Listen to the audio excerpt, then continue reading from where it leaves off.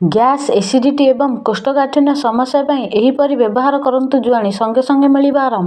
ବର୍ଷା ଦିନେ ଆସିଗଲେ ଗରମରୁ ମୁକ୍ତି ମିଳିଥାଏ ସତ, କିନ୍ତୁ ବର୍ଷା ଋତୁ ନିଜ ସହ ବହୁ ରୋଗ ସାଥିରେ ଧରି ଆସିଥାଏ। ତେଣୁ ବର୍ଷା ଦିନେ ସ୍ୱାସ୍ଥ୍ୟ ପ୍ରତି ଅଧିକ ସତର୍କ ରହିବାକୁ ପଡ଼ିଥାଏ।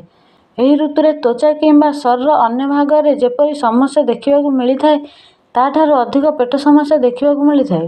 ଏହି ଋତୁରେ ଶରୀରରେ ରୋଗ ପ୍ରତିରୋଧକ ଶକ୍ତି ବୃଦ୍ଧି ଲାଗି ଖାଦ୍ୟପେୟ ଉପରେ ବିଶେଷ ଧ୍ୟାନ ରଖିବା ଜରୁରୀ।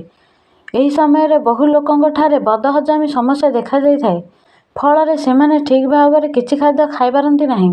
ଗ୍ୟାସ୍ ଓ ପେଟଫୁଲା ସମସ୍ୟାକୁ ଦୂର କରିବା ଲାଗି ଆମକୁ ସର୍ବପ୍ରଥମେ ଡାଏଟ୍ ଓ ଖାଦ୍ୟପେୟ ଷ୍ଟାଇଲ୍ ଉପରେ ଧ୍ୟାନ ଦେବାକୁ ହେବ। କିନ୍ତୁ ପେଟ ଫୁଲିବା ଓ ଗ୍ୟାସ୍ ସର୍ବଦା ହଜମ ସମ୍ବନ୍ଧୀୟ ସମସ୍ୟାର ସଂକେତ ଦେଇନଥାଏ।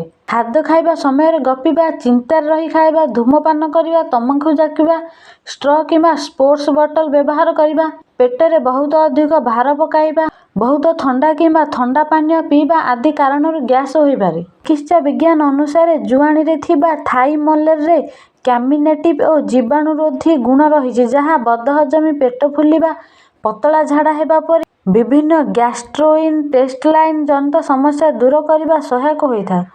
ଅନ୍ୟପକ୍ଷରେ ଆୟୁର୍ବେଦ ଅନୁସାରେ ଜୁଆଣିରେ ଭୋକ ବୃଦ୍ଧି କରିବାର ଗୁଣ ରହିଛି, ଯାହା ହଜମ ପ୍ରକ୍ରିୟାକୁ ତ୍ୱରାନ୍ୱିତ କରି ଏହା ସହ ଜଡ଼ିତ ସମସ୍ୟାକୁ ନିୟନ୍ତ୍ରଣ କରିଥାଏ। କିପରି ଜୁଆଣି ପାଣି ତିଆରି କରିବା ଆସନ୍ତୁ ଜାଣିବା। ସର୍ବପ୍ରଥମେ 1 ଗ୍ଲାସ ପାଣି ନେବେ। 2ରୁ 3ଟି ବଡ଼ ଜୁଆଣି ପତ୍ର ବା ଜୁଆଣି ମଞ୍ଜି ନେବେ। ଏକ ସସ୍ପେନ୍ରେ ନେଇଥିବା ଗ୍ଲାସ ପାଣିକୁ ଢାଳନ୍ତୁ। ପାଣି ଫୁଟାନ୍ତୁ ଏବଂ ଏହା ଫୁଟିବା ପରେ ସେଥିରେ ଜୁଆଣି ପତ୍ର କିମ୍ବା ମଞ୍ଜି ପକାନ୍ତୁ। 2ରୁ 3 ମିନିଟ୍ ଫୁଟାଇବା ପରେ ମିଶ୍ରଣକୁ ଛାଣି ଦିଅନ୍ତୁ। ଏହି ପାଣିକୁ ଥଣ୍ଡା କରି ପିଇବା ଦ୍ୱାରା ଗ୍ୟାସ୍ କମିବା ସହ ପେଟ ହାଲକା ହୋଇଯାଏ। ଜୁଆଣି ହଜମ ପ୍ରକ୍ରିୟାକୁ ସୁଧାରି ଦେବା ସହିତ ଏସିଡିଟି କମ୍ କରି ଦେଇଥାଏ। ପେଟ ଫୁଲା ଓ ଯନ୍ତ୍ରଣାରୁ ଆରାମ ମିଳିଥାଏ। ଏମିତି ନୂଆ ନୂଆ କିଛି କଥା ଜାଣିବାକୁ ମୋ ଚ୍ୟାନେଲକୁ ଲାଇକ୍, ସେୟାର, ସବସ୍କ୍ରାଇବ୍ କରନ୍ତୁ। ରହୁଛି, ନମସ୍କାର। Thank you.